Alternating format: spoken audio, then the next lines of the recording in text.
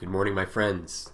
Make sure to like, comment, subscribe, and turn on notifications so I can be with you forever. I'm going to be leaving my email in the description, so if you want a personalized tarot reading, production lessons, spiritual guidance, what have you, anything at all, feel free to contact me through there and we can arrange a meeting.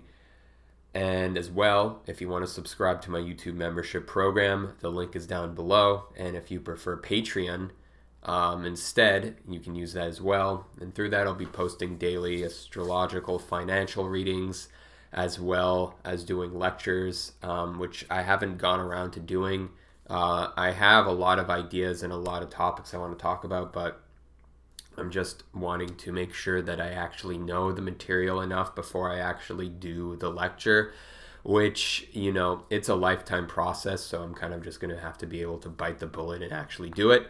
But I want people to know that when I'm doing these lectures and when I'm doing this kind of informational thing, that's not just coming out of my ass. I'm not just making it up. I'm putting in a fair amount of work into learning about concepts, learning about different, areas of study in order for myself to actually know these things. And someone actually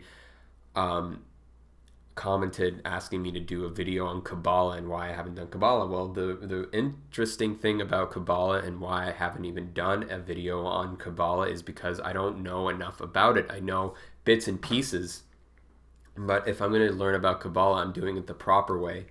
What most people tend to do with Kabbalah is they'll get like a little book that's like 200 pages, read it once, and then they think like, oh my God, I practice Kabbalah. I wear the little red thing on my wrist and I'm a Kabbalahist. It's like, okay, cool. But the proper way to do it is, embed yourself into the culture and Jewish culture, learn about the Old Testament, read the Torah, read the whole fucking Bible, if you actually want to get into stuff like that pertaining to religion specifically, which most people don't. They like to read the redacted. They like to read things in a condensed version. Go to the source.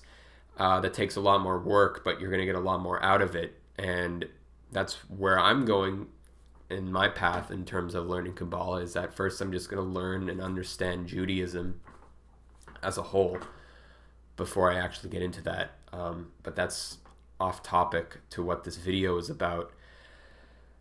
The main purpose of this video is I'm going to be talking a little bit about diet and health. And there is a lot of confusion going around in the world specifically about what proper diet you should follow, whether that's a plant-based diet or a carnivore diet or a keto diet, or if you should eat 5 meals a day or should eat 1 meal a day. I think a lot of these little pieces of information that we're being thrown at are coming from a lot of people that tell you, and they're like telling you like to your face, like, this is what you have to do. This is my belief system. This is what worked for me, so it has to work for every single other person. If you're a vegan, you're retarded. If you're a carnivore, you're retarded. You're an immoral person. I'm seeing so much of that online, and I'll be honest. When I see vegans, especially vegans, promoting a lot of their moralistic and feeling like they're superior for following a vegan diet, I think a lot of that's bullshit. I also think a lot of carnivore people that put other people who eat vegetables and fruits down. I saw like one carnivore diet guy, I'm not going to mention his name, but he was pretty much shitting on this MMA fighter and saying that his diet is incredibly unhealthy and he's getting no nutrients, blah, blah, blah. And this is an MMA fighter. This is a professional MMA fighter, a fucking athlete that's fighting in the UFC. I forget which UFC fighter. It was like Thomas Stevens. It was like a really white name, like most whitewashed name, so it's hard to remember. But he's a famous UFC fighter, very well known.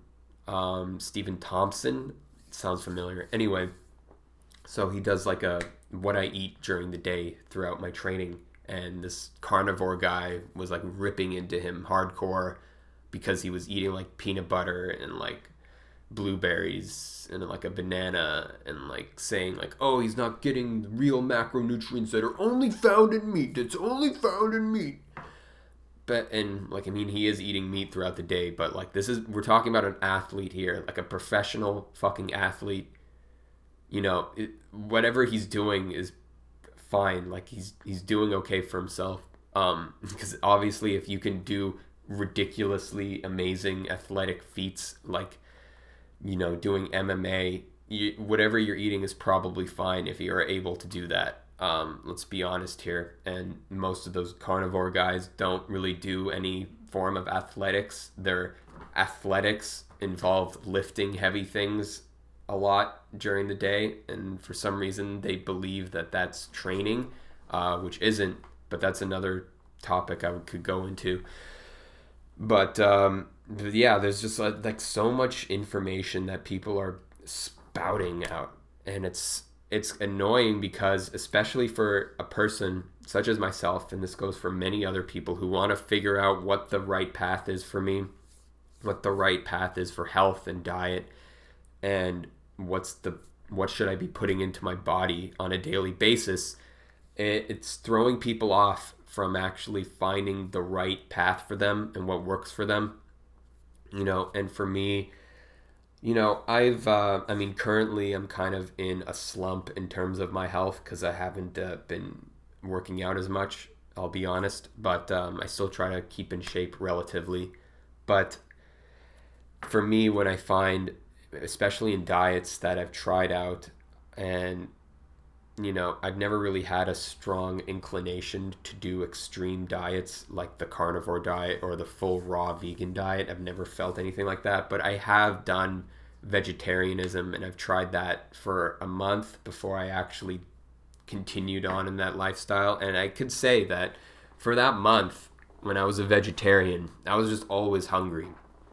Like, there wasn't a day that went by where I wasn't hungry. I was just thin. I didn't have any energy. And this is only after a month, like, you know, and people could say like, oh, you just got to stick with it. You got to see where it goes. And you know what? It's like sometimes these things just don't work for people. And veganism, I can see, doesn't work for a lot of people. And that's pretty clear. But the thing that I really don't like about the carnivore diet and the carnivore people is how much they shit on the vegan diet, to the point where, you know, like, because I'll be honest, like, I've met vegans, I've seen vegans who have maintained a vegan diet, and I don't see any reason why they would lie about it. And they're in perfect shape, they're perfectly healthy, they've been on it for a long time, they don't really take many supplements, and, you know, it's interesting to think about, because why are these people able to overcome the hindrances of the vegan diet that other people like myself and countless others that can't really follow the vegan diet because their body just starts, you know, breaking down, basically. It starts decaying, essentially. And, you know, I'll look at an example. If you look at the RZA, the rapper or producer mostly, who has been following the vegan diet for about 25 years now, and he's in perfect shape. You could see videos of him. He's in his 50s now, and he looks incredible. His wife is also vegan. She looks great. His kids are vegan. They all look great. And, you know, what are they doing that's different from every other vegan that looks like shit? And for me, I'm thinking like, okay, it's probably genetics. Like, that's the baseline of where it all comes down to. You know, Riz is black. His wife is black, obviously. So, you know, I feel like that's a factor that comes into your diet that I tend to notice, especially with raw vegans and vegans who maintain a lot of health throughout the vegan diet. A lot of them tend to be black. I'm going to be honest, like, this isn't trying to be racially profiling anyone or whatever. It just seems like that's the case because I guess in Africa, where the climate's a lot warmer, obviously, than the north, where white people are from, you know, you can probably evolve to sustain yourself through a vegan diet. But for white people, especially if you're Nordic, you know, or Native American as well, if you live in the north aspects of the continent, northern Native Americans, you'll probably find that eating a meat-based diet will be a lot healthier for you in the long term, because that's what your ancestors survived on. That's how you've evolved for thousands of years. That's how your body's metabolized everything. So if you're just going to, live within that lifestyle and then immediately in this generation just decide, I'm not going to do that anymore, I'm going to start eating, green algae from somewhere halfway across the world, and I'm going to eat goji berries from some other continent, and all this stuff from all over the world that your body ancestrally, genetically, biologically is not used to processing. It's all foreign foods. It's all foreign, nutrition that your body doesn't know how to handle. Obviously, your body's not going to be able to retain those nutrients. And this is something I think is very important in health, is to understand your genetic background, your ancestral background, and see, what were my ancestors eating. I think that's a thing that people aren't really tapping into as much, and they're not evoking in their life of what their ancestors ate and incorporating that into their daily lives. And if you're of mixed race, which I kind of am, I'm like half Ashkenazi Jewish mixed with like French Canadian, Acadian, and I think there's some Native American in there somewhere. But if you're in that kind of weird ballpark, just you're going to have to be a little bit more open-ended and try out different things. And the one thing I will talk about also is how many people hate carbs, and they hate bread, and bread is evil. Don't eat bread. Bread is bad. Cut out bread. I think that's pretty much standard in a lot of health shit that I see out in the world, where bread is bad. Stay away from bread. Don't eat bread. Go keto. And you know what? I love bread. Like, I don't care. Like, I'll eat as much bread as I want. And when I'm going to find and eat bread, I'm going to eat whole grain bread, because you need that fiber. You need that, aspect within plant-based diets to help your digestion, because you don't want to be just like have a big ball of mass concentrated in your fucking colon that's going to give you cancer and you're going to die, which is the drawbacks I would say from a meat diet. Is your digestion will probably be affected. You'll probably get constipated, which is why I think being so extreme about carnivorism and veganism and all this stuff is kind of dangerous. And this is the thing when it comes to carbs. What are people eating when it comes to carbs? They're probably just eating white bread and white rice and all just white breads that, in my opinion, isn't healthy. And, when we're talking about carbohydrates and carbs and eating healthy carbs, it comes down to eating the whole carb, the whole aspect of that food. Just eating whole grain bread, which I find when I eat, I get much more out of it. I get much more nutrition. I feel fuller. I feel my digestion runs a lot better. I don't gain weight easily. I mean, I'm pretty fucking slim, so I eat a lot of bread. Look at Italians.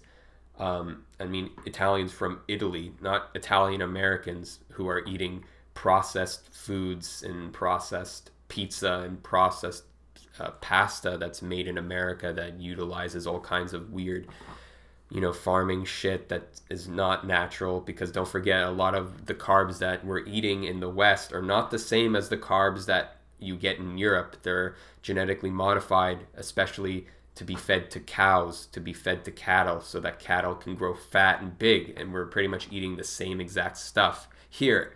So think about that when you're eating grain products. Maybe it's not the grain products. Maybe it's just the way these grain products are made specifically to fatten things up. Maybe those are the grains that you shouldn't be eating. But if you look at Italians from Italy, none of them are really fat. They're not that big. They're pretty slender. And look what their diet is. It's pasta, it's oils, it's meat, it's fish, it's all this fatty stuff. There's not much raw veganism going on in Italy, and those are where people are living the longest, theoretically. If you think about where people have the longest longevity, it's like places in Europe, places in like Japan is one. I think China is another one. And what do all of these countries do? They eat lots of food that's traditionally, in America at least, is considered unhealthy. right? They eat a lot of meat and a lot of bread, a lot of carbs. China and Japan, it's a lot of rice. It's a lot of raw fish. You think there's tons of fat and fish and all of that. And, they obviously eat their vegetables too, but it's primarily based around meat and grains. But why are they healthier than Americans? Well, it's the quality of their food, the quality of the meat, the quality of the grains. They eat good food.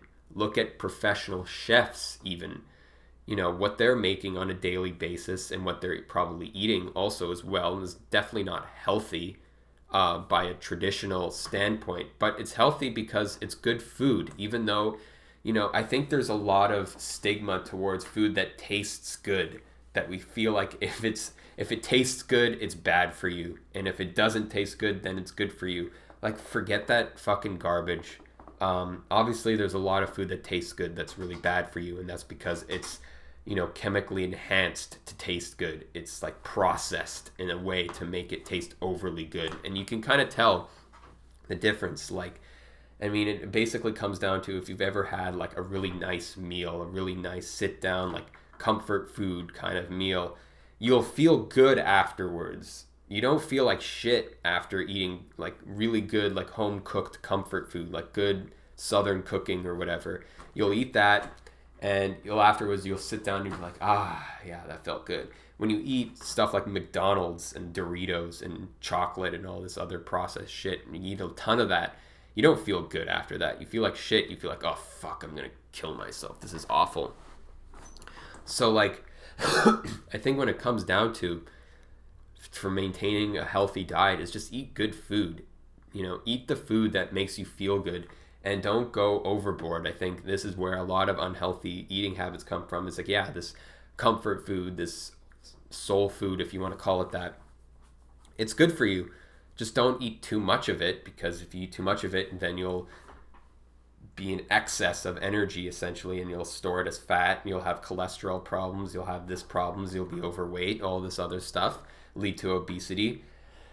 And, that's basically what it comes down to, is just being rational and being moderate. I think all this diet stuff is kind of ridiculous. I think for a lot of people, they have a lot of health issues and a lot of pre-existing conditions, which is why it leads them to try out extreme diets to figure out what's wrong with them. But I think also is not really limiting yourself so much to the point where you're just not enjoying life, you're not enjoying food anymore, which I think is being lost. This love of food. If you look at like Gordon Ramsay, Jamie Oliver, that Italian woman, Ciabatta in the kitchen, I forget her name, but look at them. They're perfectly healthy people, and look what kind of foods they're making all the time. They're not traditionally healthy foods. They're making like hamburgers and pasta and all this stuff that's, it's not health food. It's not vegan smoothies. It's not, little fancy fruit bowls and all this other shit that a lot of these health nuts are trying to push onto us. They're eating good food. They're making good food. They're making food that tastes good. And it tastes good for a reason, because it's good for you. But you just can't go overboard with it. Don't be in excess of the good food. Be moderate and exercise, most importantly. If you don't exercise, then, it's kind of pointless. Then you're living a sedentary lifestyle. Then yeah, if you're living sedentary, then maybe be a vegan, because you don't actually need to burn any energy. That's why a lot of monks, Buddhist monks, can maintain a vegan lifestyle, because they're sitting around meditating all day. And there's also a lot of energetic aspects that go into play when you develop your spiritual alignment, which can help you maintain a diet, allegedly. And I believe it. I'm not against those ideas. I think that if you develop yourself energetically, spiritually, you can actually maintain like a vegan diet, or even a lack of food entirely. There's cases of that in India where people, like, there's some monks that only eat honey, and that's the only thing they'll eat, and they can sustain themselves, but they sustain themselves because they have a really deep spiritual practice, and that's nourishing their body through energy. But that, you shouldn't start a vegan diet if you don't even have that already as a foundation. If you think that you're starting this vegan diet and you're just going to become energetically cleared and in tune with everything and it's going to magically happen on its own, you're kind of delusional, because you actually, if you want to develop yourself energetically, that takes a lot of work. It takes a lifetime to master. Don't expect to just start a vegan diet and you'll figure it out on your own, or start a carnivore diet and get your gut fucked up and have it all like compacted into fecal matter that's just lodged in your colon and you die of colon cancer. Definitely not a route to go down either. But then again, I'm not an expert in any of this. I'm just doing this from my own experience and what I'm perceiving from around the world of seeing people who are healthy. I think that's the main thing. If I'm seeing someone who's healthy, it's like, okay, what do you do? And most of the time you'll find with a lot of healthy people, it comes down to genetics. It comes down to their ancestral background. And a lot of the times there's a lot of diversity in terms of where you'll find different diets that work for some people. There's a lot of healthy people who drink every day. And there's some people like myself who have one drink and the next day they feel like shit and they can't drink. I don't drink alcohol anymore for that reason, because it's not healthy for me. But some people can drink every day. They can drink 3 glasses of wine a day and they're perfectly healthy. Look at Europe. A lot of people live in their 90s and they're drinking every day. They're drinking red wine every day, and that works for them because they can get away with it and they can extract the nutrients from red wine, the antioxidants, and their body functions that way. For me, not so much. I don't particularly get a lot out of drinking, but that goes for some people and it's different for everyone. But I just wanted to talk about this because it's been on my mind, especially as there's so many diets and so many health questions that people have, especially now with all this COVID shit and quarantine, although quarantine's starting to ease up, but it's definitely something to keep in mind because the second wave is still probably going to come, especially in the wintertime. But people are spending a lot of time at home, cooking for themselves, figuring out what's good for them, what isn't good for them. And, I'll just say, like, I've been eating vegetables and trying to eat vegetables, and it's just not, like, working for me as much anymore. Like, I eat a vegetable, I ate, like, fiddleheads. Normally, I love fiddleheads. It's fiddlehead season.